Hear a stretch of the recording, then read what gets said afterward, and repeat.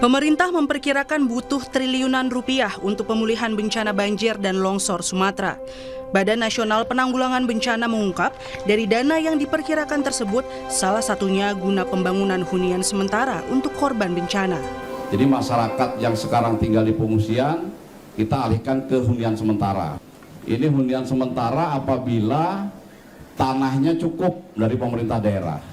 Satu hunian harganya berapa? Harganya sekitar 30 juta, Pak Presiden.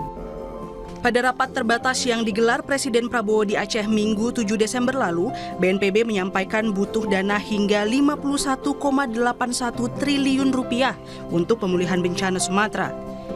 Dalam rapat tersebut, Menteri Dalam Negeri Tito Karnavian juga meminta bantuan 2 miliar rupiah untuk setiap kabupaten dan kota terdampak bencana di Sumatera. Presiden melipat gandakan permintaan itu dan keras mengingatkan tak boleh ada korupsi dalam pemanfaatan dana untuk bencana tersebut. Baik, Mendagri, Anda minta 2M per kabupaten ya? Saya kasih 4M. Ya. Provinsi yang paling besar mana? Yang paling berat ya? Kirim 20M. Saya ingatkan tidak boleh ada penyelewengan, tidak boleh ada korupsi di semua entitas pemerintahan. Saya tidak mau ada pihak-pihak yang menggunakan bencana ini untuk memperkaya diri. Saya akan tidak, sangat keras. Sementara itu, Menteri Keuangan Purbaya Yudi Sadewa memastikan anggaran pemulihan bencana sesuai usulan Presiden dan BNPB sudah siap. Dana itu akan berasal dari efisiensi APBN tahun depan. Ada masih anggaran untuk bencana, kan ada setiap tahun tuh 5T. Itu satu. Nanti kita sudah sisir anggaran 2026.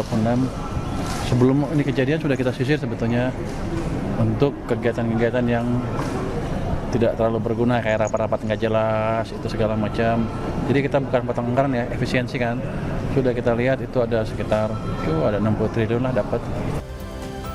Meski pemerintah sudah memastikan anggaran untuk pemulihan bencana, penerapannya harus diawasi bersama.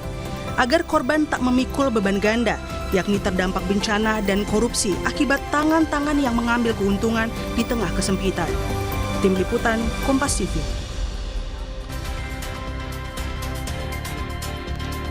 Dan kita akan bahas lebih dalam terkait kebutuhan biaya pemulihan bencana Sumatera bersama anggota Komisi 2 DPR RI dari fraksi Partai Golkar, Bung Ahmad Irawan, dan Direktur Ekonomi Center of Economic and Law Studies, Selios, Bung Nailul Huda. Selamat malam, Bung Irawan. Selamat malam, Mas. Nailul. Malam, Mas.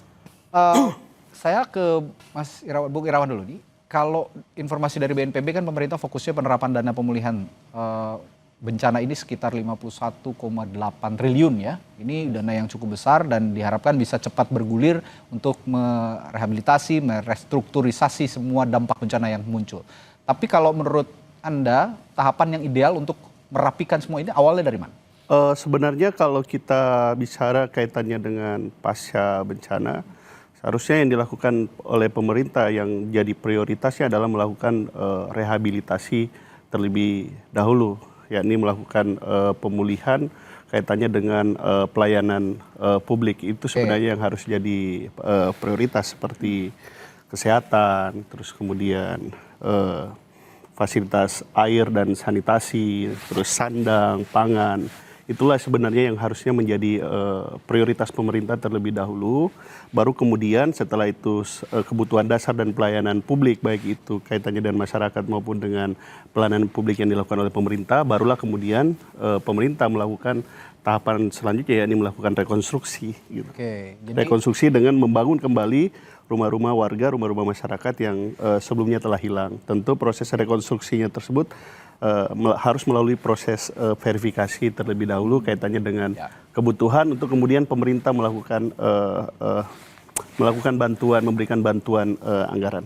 Oke, langkah verifikasi yang saya garis bawahi itu penting karena memang dana sebesar ini agar juga tidak bingung mengaplikasikan, merealisasikannya juga harus ada pemetaan terlebih dahulu mana yang lebih prioritas dan setiap daerah terdampak sepertinya akan berbeda-beda prioritasnya ya.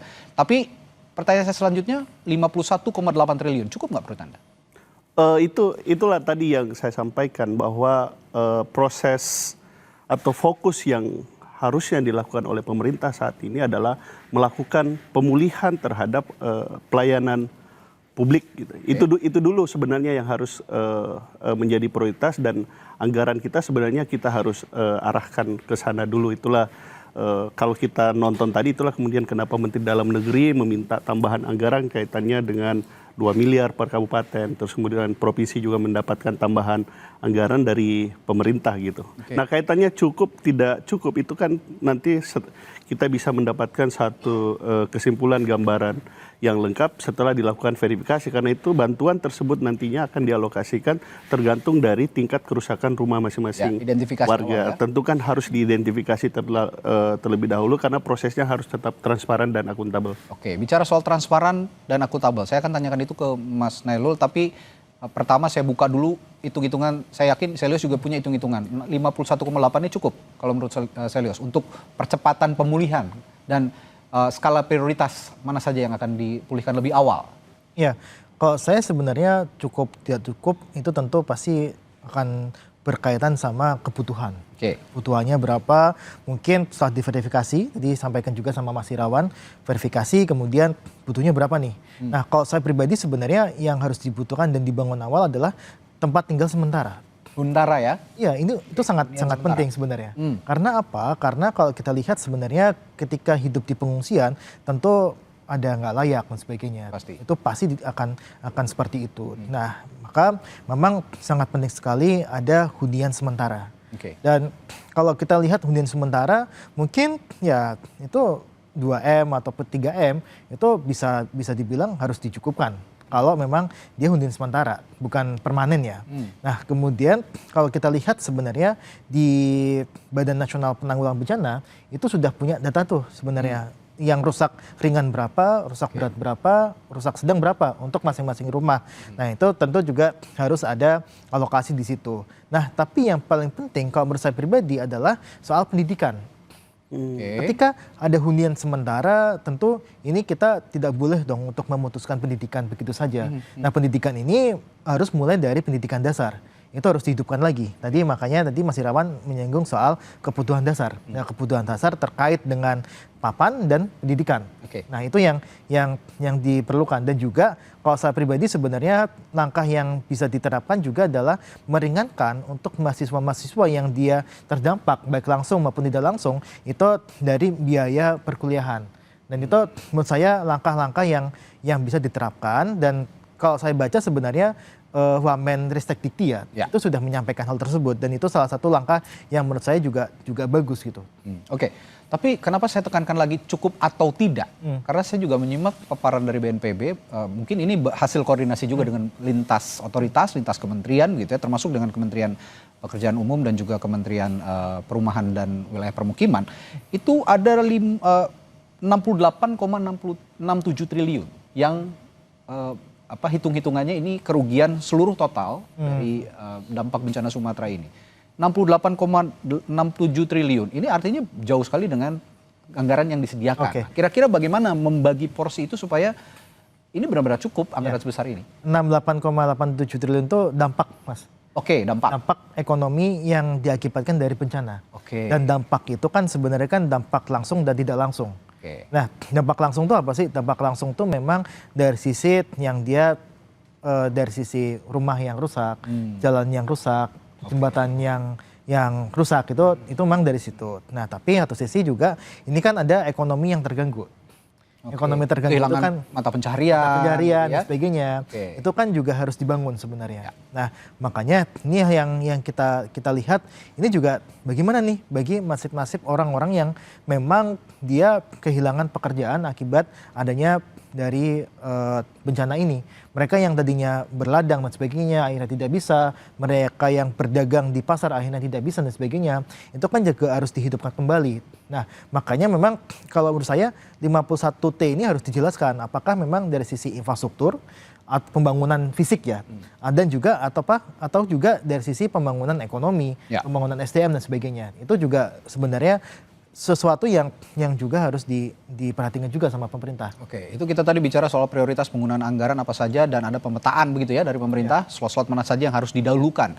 Tadi disinggung soal pendidikan, lalu juga soal hunian sementara untuk menggerakkan kembali ekonomi rakyat begitu ya, perekonomian masyarakat, itu juga harus disediakan fasilitas-fasilitas yang menunjang untuk bangkitnya ekonomi itu. Tapi kita beranjak ke selanjutnya soal akuntabilitas penggunaan anggaran. Ini juga sangat penting, dana yang besar 51,8 triliun ini, dan tadi Presiden juga sudah menekankan jangan coba-coba menyalahgunakan anggaran ini sepeser pun. Zolim juga kalau memang ada yang berani untuk menyelewengkan anggaran untuk pemulihan pasca bencana. Menurut Bung Irawan, untuk akuntabilitas kepala daerah menggunakan anggaran ini, pasti kan ujung tombak penggunaan anggarannya adalah kepala daerah. Anda di Komisi 2 bermitra dengan Menteri Dalam Negeri. Menteri Dalam Negeri juga secara tidak langsung juga akan mensupervisi bagaimana penggunaan anggaran ini dipakai oleh kepala daerah. Apa yang Anda bisa tekankan untuk penggunaan anggaran ini, terutama soal akuntabilitas? Ya tentu kan kalau kaitannya dengan bencana alam seperti banjir atau bencana hidrometeorologi. Seperti di Aceh, sebenarnya yang mengkoordinasikan semuanya ini adalah Badan Nasional Penanggulangan Bencana. Bersama mengkoordinasikan termasuk pemerintah daerah dan termasuk juga dengan berbagai kementerian teknis yang memang kalau kita lihat apa yang dilakukan beberapa hari terakhir bersama Presiden, itu menurut saya sesuatu yang sesuatu yang patut kita apresiasi dalam rangka untuk memulihkan banyak hal tadi yang memang dibutuhkan dalam tahapan rehabilitasi ini gitu. Termasuk tadi yang saya sampaikan itu, dan beliau tadi menyampaikan terkait dengan pendidikan, terus kemudian listrik, air, terus sandang, pangan, terus hunian sementara, itu semua dilakukan oleh pemerintah. Nah, untuk kaitannya dengan penggunaan anggaran tersebut, makanya kemudian Undang-Undang Penanggulangan Bencana kita mengatur mekanisme verifikasi agar kemudian setiap penggunaan dari dana bencana ini bisa digunakan secara bertanggung jawab, dan sistem kita, perangkat kita telah lebih dari cukup untuk kemudian memitigasi adanya penyalahgunaan dari setiap dana bencana tersebut. Oke, sistem apa itu? Dan termasuk jelaskan. Sistem apa yang Anda maksud tadi? Ya termasuk tadi yang saya sampaikan tadi itu, memverifikasi kebutuhan, terus yang terdampak, kebutuhan jembatan, anggaran, kemudian direview oleh Badan Pemeriksa Keuangan Pembangunan, terus nanti ada BPK, kemudian juga ada kepolisian, ada kejaksaan. Semua pemerintah, infrastruktur pemerintah sekarang sedang bekerja dalam rangka untuk memulihkan kondisi yang ada di Aceh, Sumatera Utara maupun yang ada di Sumatera Barat. Oke, tapi saya ke Mas Nailul.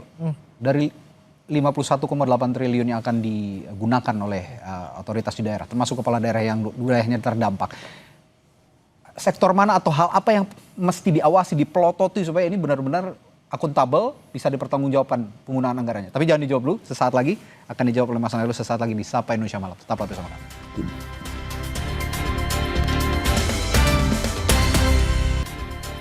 Saudara, banjir bandang di Aceh Tamiang menyisakan mobil-mobil yang terparkir di jalan karena terhempas air. Petugas melakukan pembersihan badan jalan untuk mengembalikan mobil ke pemiliknya. Dan berikut liputan jurnalis Kompas TV Emir Syah Purba dan juru kamera Dedi Rizky Ginting yang telah kami rekam sebelumnya. Ya saudara, pasca banjir di Aceh Tamiang, sejumlah titik di badan jalan terdapat mobil-mobil yang terparkir yang ditinggal pemiliknya. Isu yang beredar di media sosial, saudara, terdapat jenazah yang berada di dalam mobil. Namun dari pantauan Kapolres Aceh Tamiang pada Senin kemarin sudah melakukan pemeriksaan dan tidak ada ditemukan jenazah dan hanya menemukan barang-barang pribadi milik pemilik mobil. Dan saya akan mengajak Anda untuk melihat salah satu kendaraan mobil yang ditinggal oleh pemiliknya di sini, saudara. Dan memang untuk interior mobil sudah dipenuhi oleh lumpur, dan tadi saya juga melihat barang-barang pribadi yang ditinggal pemiliknya juga. Pihak Jasa Marga hari ini membantu untuk proses pembersihan yang selanjutnya dibawa oleh pemilik bengkel untuk nantinya memperbaiki mobil-mobil yang ada di sini, dan juga tentunya berkoordinasi dengan pemilik mobil yang ada. Dan saya akan mengajak Anda untuk mewawancarai salah satu petugas yang hari ini ikut serta dalam pembersihan badan jalan. Baik, selamat siang Bapak. Ya, siang. Dengan Bapak siapa Pak? Ari Setiawan dari Jasa Marga. Baik Pak Ari, bisa diceritakan mungkin untuk kegiatan pembersihan badan jalan hari ini? Oke, baik. Kami dari Jasa Marga memang diutus. Kita ada tim dari Medan, Jasa Marga Medan ke sini untuk membantu Dinas Bina Marga di sini membersihkan lajur yang diparkirkan kendaraan dari korban banjir gitu. Jadi jalan ini akan kita fungsionalkan, kita bersihkan untuk kelancaran lalu lintas. Kira-kira di sini ada berapa mobil tadinya Pak? Ya, jumlah mobil di sini kurang lebih 20 kendaraan. Jadi nanti kita bersihkan semua ke pinggir biar lancar. Baik, untuk selanjutnya nanti mobil-mobil ini akan dibawa kemana ya Pak? Oke, baik. Mobil-mobil ini kan kita nggak tahu pemiliknya siapa. Kita bekerja sama dengan Polres tempat untuk mendata mobil-mobil ini. Jadi nanti Polres yang menghubungi langsung pemiliknya. Ya. Terima kasih atas wawancaranya Bapak. Dan itu tadi saudara perbincangan singkat saya dengan salah seorang petugas Jasa Marga yang pada hari ini melakukan pembersihan badan jalan ataupun sterilisasi badan jalan dari mobil-mobil yang ditinggal oleh pemiliknya. Emir Syahpurba, Dedi Rizky Ginting, Kompas TV, Aceh Tamiang, Aceh. Ya, dari informasi yang disampaikan jurnalis Kompas TV Emir Syahpurba tadi, saya akan sedikit meminta tanggapan juga dari para narasumber saya malam hari ini. Ini kan soal kendaraan warga, alat transportasi warga yang banyak sekali mungkin tidak bisa dipakai lagi, hancur gitu.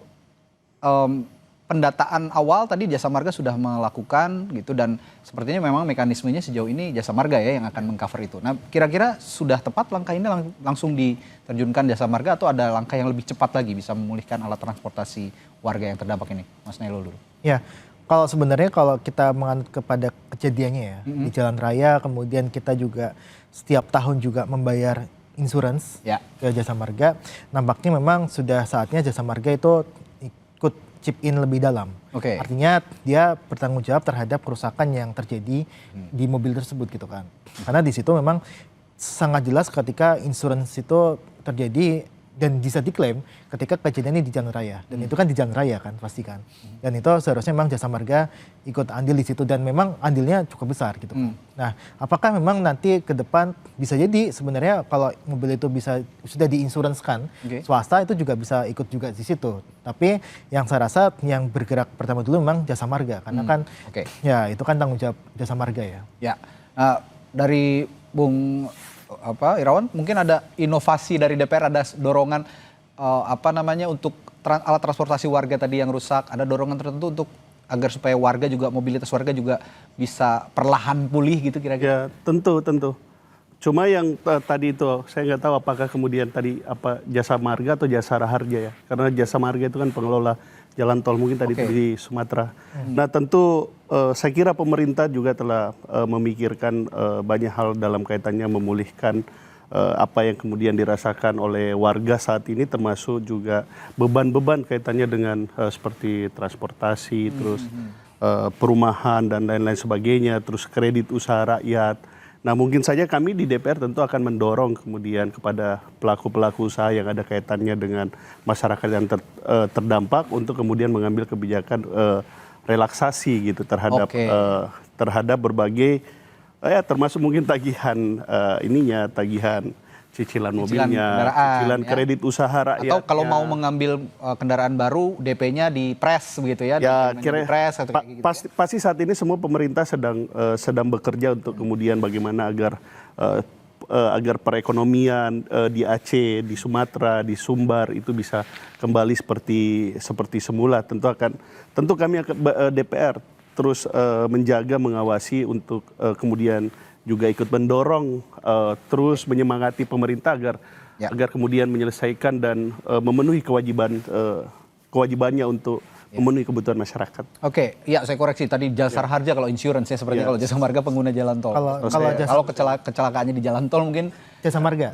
Ya. Ini karena kecelakaannya atau insidennya terjadi di jalan raya, mungkin Jasa Raharja yang nanti akan mengcover. Saya beranjak ke pertanyaan sebelum jeda tadi, Mas Nailul. Soal penggunaan anggaran, akuntabilitas penggunaan anggaran oleh kepala daerah yang disediakan oleh pemerintah pusat sebesar 51,8 triliun. Nah, kalau tadi Bung Irawan sudah memaparkan ada pengawasan nanti diverifikasi oleh BPK dan segala macam. Tapi item yang harus diplototi, paling harus dilihat, dikawal, diawasi. Kira-kira untuk penggunaan anggaran bencana, pemulihan pasca bencana ini apa? Ya, kalau kita lihat sebenarnya dari kasus-kasus yang ada ya, itu kan ada korupsi-korupsi yang berkaitan terkait dengan bansos dengan jumlah yang banyak, item yang banyak.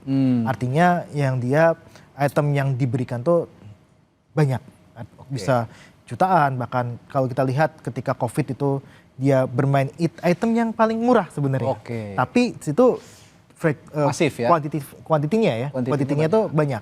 Nah, itu mungkin bisa jadi salah satu indikasi awal ketika ada dana bencana yang harus diberikan perhatian khusus. Nah, yang kedua tentu kalau kita lihat sebenarnya kalau misalkan bantuan yang dia sifatnya langsung, tadi Pak Mas Irawan juga sebutkan terkait dengan restrukturisasi usaha misalkan, restrukturisasi kredit dan sebagainya, itu mungkin sesuatu yang bisa diawasi dari dua sisi, dari sisi perbankan dan juga dari sisi pemerintah gitu kan. Nah, tapi kalau saya pribadi sebenarnya kalau dia yang kecil-kecil tapi dengan kuantiti yang banyak itu sangat rawan sekali. Mass production gitu. Mass production termasuk juga pembangunan terkait Huntara tadi. Huntara tadi. Itu kan pasti kan banyak dan juga itu harus diawasi. Termasuk pembelian material untuk membangun Huntara begitu ya kira-kira ya? Iya, tapi ya semuanya wajib diawasi. Betul. Tapi memang kita harus lihat dari sisi yang kuantitinya banyak, itu penyelewengannya itu lebih berpotensi lah. Ya, tapi ngomong-ngomong Huntara ini, sebenarnya kan bukan pertama kali Huntara ini diinisiasi oleh pemerintah untuk menanggulangi mereka korban bencana yang kehilangan tempat tinggal. Masih kita ingat bencana gempa bumi dan likuifaksi di Palu, yang saya dengar informasinya hingga detik ini saja masih belum tuntas 100%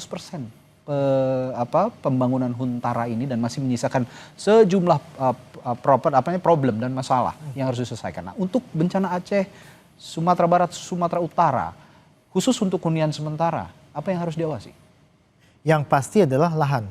Kenapa sih tadi sebenarnya sebutkan juga lahannya seperti apa? Apakah memang lahan milik pemerintah atau lahan milik swasta? Itu harus clear juga kan. Ketika di situ ada lahan pemerintah dan digunakan untuk hunian sementara, itu mungkin problemnya akan lebih sedikit karena tidak ada pembebasan lahan dan sebagainya. Nah, kalau saya pribadi sebenarnya di situ masalah lahan itu harus diselesaikan lebih awal.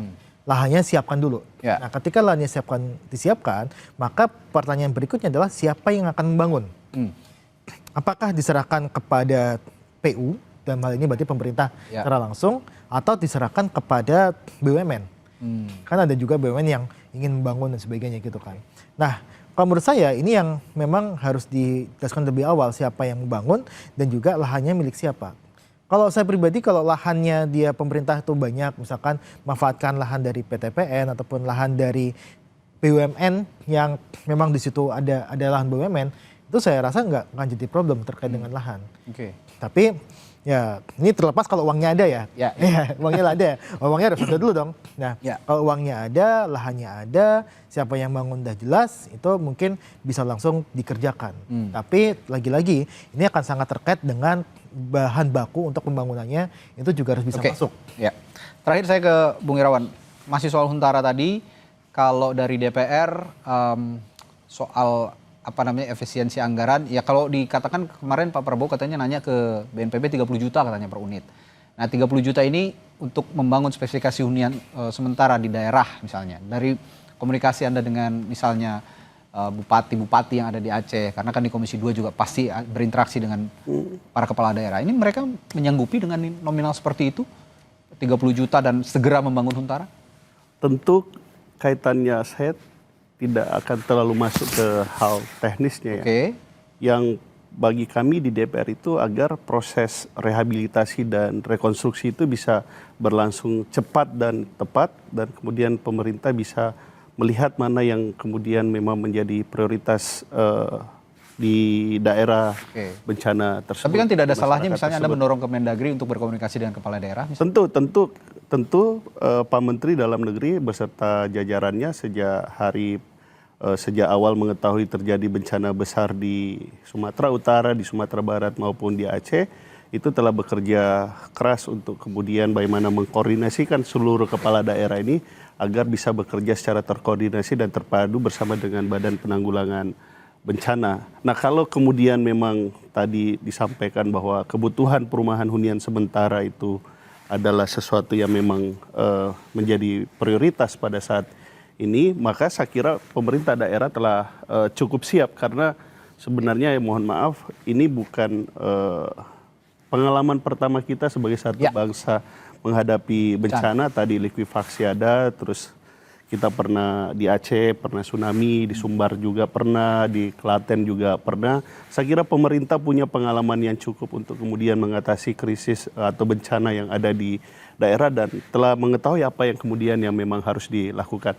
Tugas kami di DPR adalah mengawasi agar pemerintah bisa bekerja memang sesuai dengan prinsip-prinsip dalam pelaksanaan rehabilitasi dan rekonstruksi tersebut dan memastikan anggaran tersebut tersedia dan tidak terjadi penyimpangan tentunya sebagaimana yang diharapkan oleh publik. Satu lagi Mas. Silakan singkat saja. Ya, singkat aja. Sebenarnya kita dari masyarakat sipil juga meminta untuk Presiden menetapkan ini sebagai bencana nasional. Karena dengan menetapkan status tersebut, ini bisa jadi salah satu yang ditunggu juga adalah fokus pemerintah akan ke sana. Dan saya rasa ini sesuatu yang sebenarnya mudah bagi pemerintah untuk menetapkan status bencana nasional. Dan ini belum terlambat menurut Anda?